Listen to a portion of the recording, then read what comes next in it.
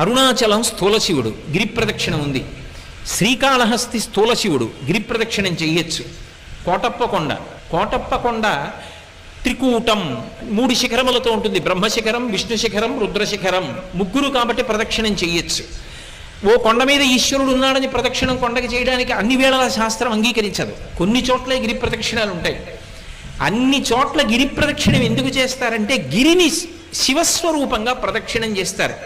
ఒక్క శ్రీకాళహస్తి మాత్రం గిరి ప్రదక్షిణమున్న మిగిలిన క్షేత్రముల కోవలోకి రాదు. దీన్ని భాస్కర క్షేత్రం అంటారు. ఎందుకు భాస్కర క్షేత్రం అంటారో తెలుసా?